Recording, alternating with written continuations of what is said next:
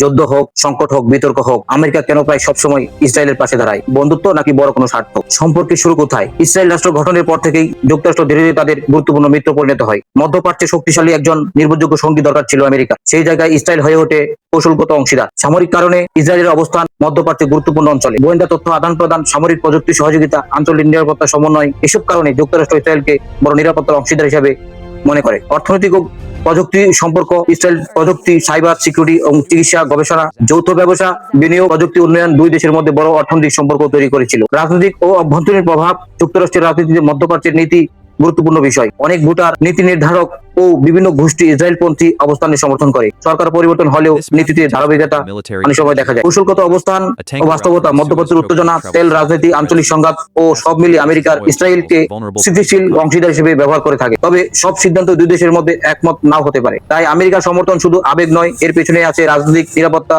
অর্থনৈতিক ও বৈশ্বিক কৌশল। আপনার মতে এটা বন্ধুত্ব নাকি স্বার্থ?